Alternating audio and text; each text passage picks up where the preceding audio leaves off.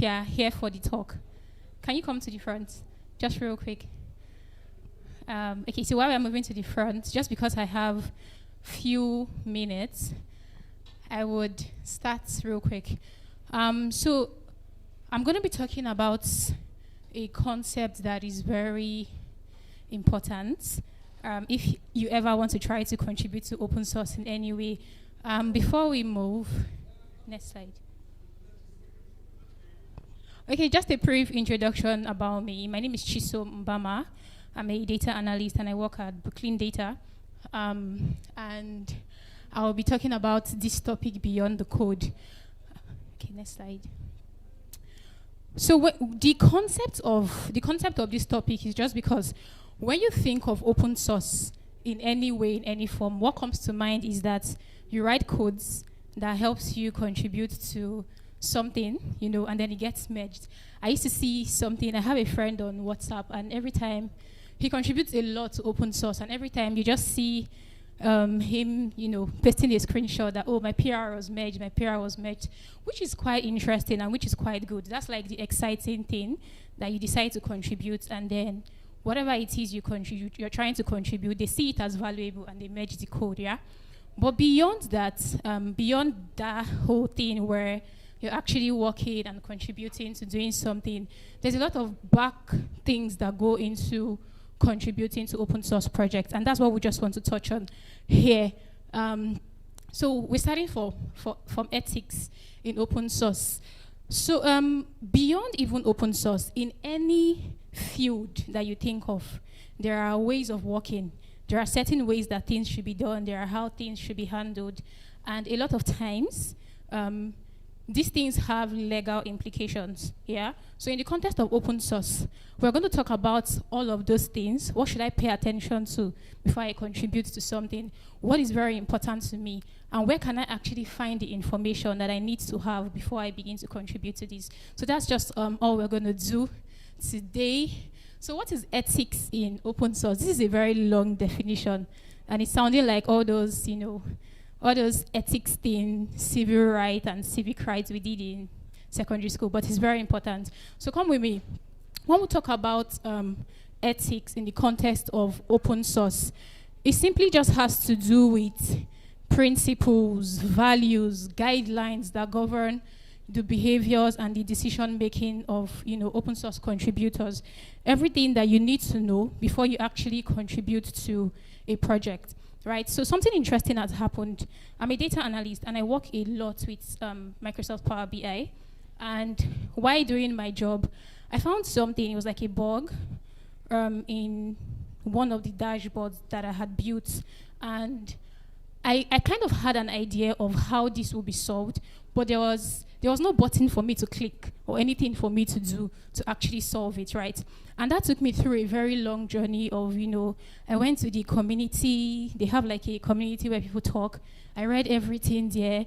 I started reading so many things until I finally was able to, reach out to one of them, and it was actually resolved for me.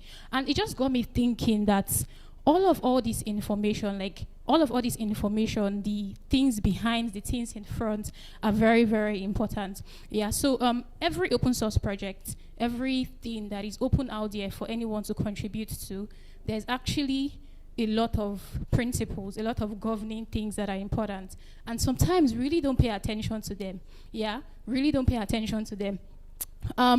So basically, if you don't take anything out from this talk, the major thing that we're going to be talking about is just what do you need to pay attention to before you actually contribute to open source. A lot of things are written there, and so we're going to see all of this as we move on. All right, so back to open source.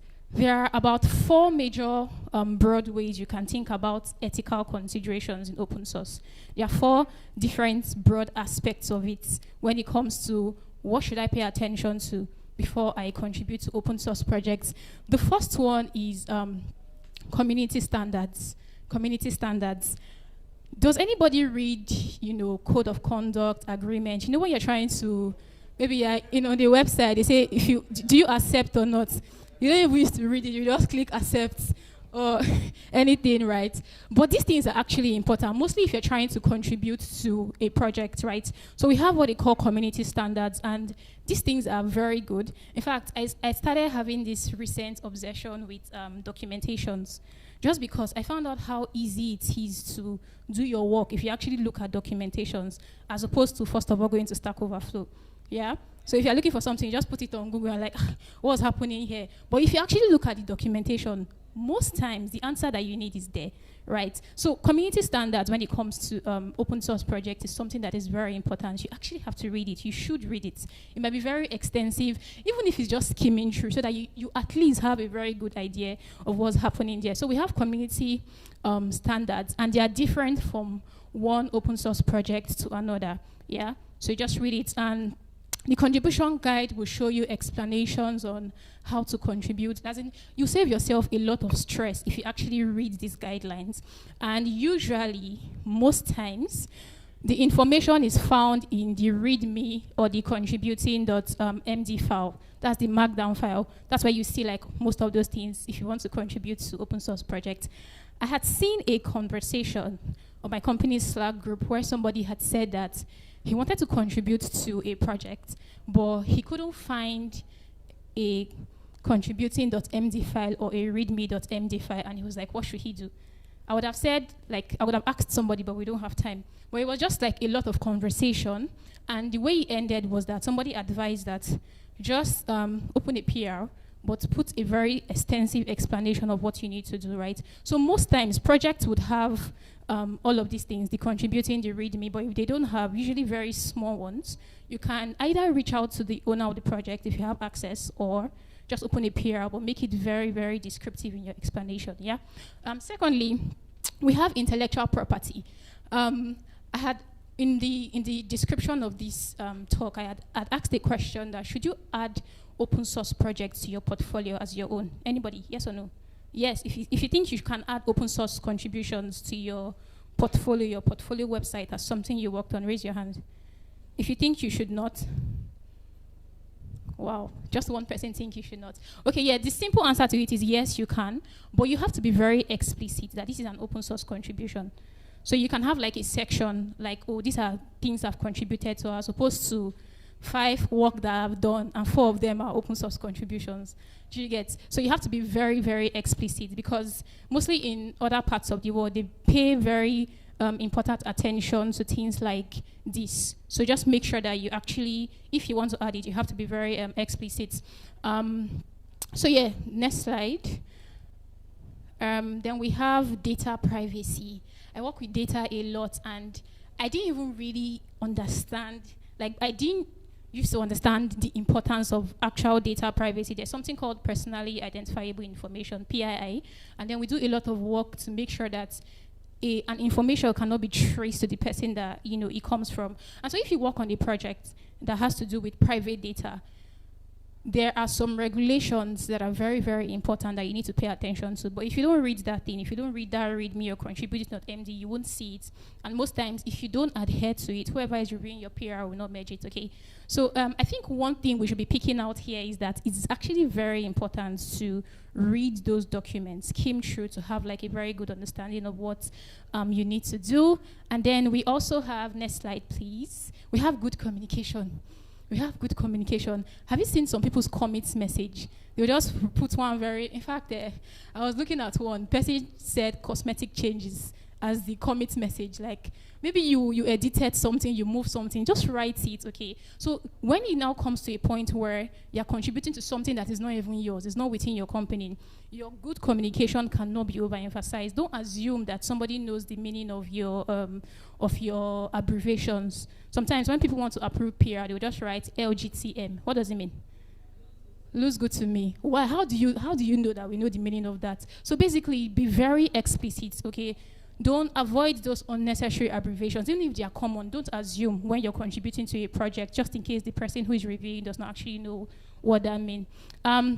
So this is the last thing. We'll talk about some quick best practices. I'm just going to run through these because they're quite explanatory. First thing is to understand the project goals. Some people, they don't even want to really contribute to something. They just want to say that I have contributed to open source. And so they just look for any project like, what can I do? I mean, it's absolutely fine if that's your goal, but make sure you actually understand the goal of the project. It will help you to do something that is more valuable, make very valuable contributions to it. Okay, follow the licensing requirements, very related to everything that we talked about. Data privacy, we've talked about it. Intellectual property, don't put it in your CV or portfolio and say it's your own. Be very explicit that this was an open source contribution. A lot of companies would value that.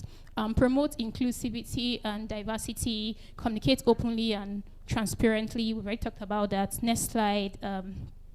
Provide good feedback.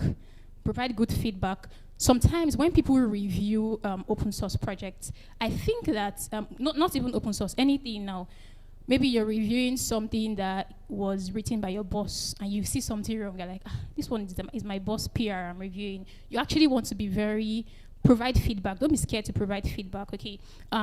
Test thoroughly, document changes.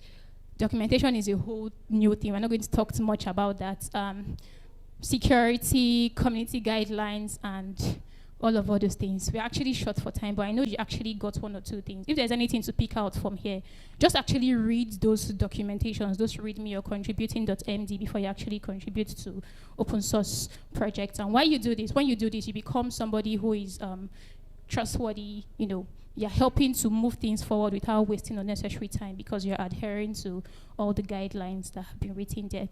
And that's the end of this last slide. Thank you. You can connect with me on Twitter at the Code Nurse. So if you have questions for Chisom, so we can just take 2 for now. Any question? And do we have Chibuike in the building too, just by the way? Okay, so 2 questions, please. 2 questions. 2 questions. Anyone, okay? Great. Thank you. So my question is about... Can you guys hear him? Oh, can you guys hear me? Okay, so my name is Don. So my question is about following the ethics of... I'm talking about reading through the documentation and stuff. Okay, documentation is very, very important, but what if someone does not have patience for that? Okay. You get, good question. How do you, because there's the simple answer to that is utilize the search button if you don't have patience to skim through documentation. You get, instead of going through, just search. I think on most laptops or any document online, if you do a Control F, you will see an open bar. You can search for keywords that are very important to you, and that can make your life very easy. Very good question. Yeah, any other question? Okay. So cool. You touched on data privacy. Yes. And how it shouldn't be traced to the person it came from. Could you just maybe explain a little bit more on that part? I really didn't get it. Good one. So basically, when you handle data, mostly if you're handling data that has to do with individuals, let's say I have an e-commerce company, and before you sign up on my platform, I need your name, I need your email address, I need maybe even your address, I need everything about you, yeah?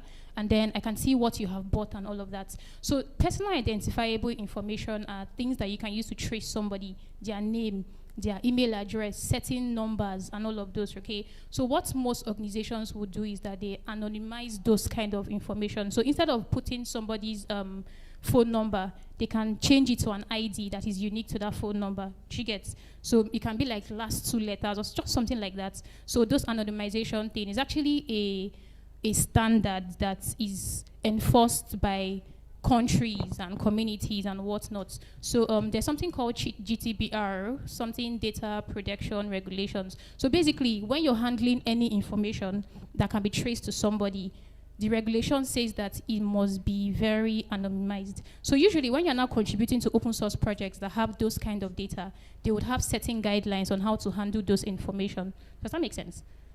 Okay. Okay. Okay. Anonymization.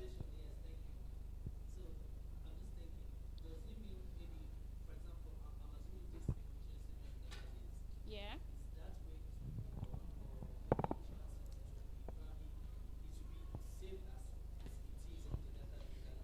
Yeah.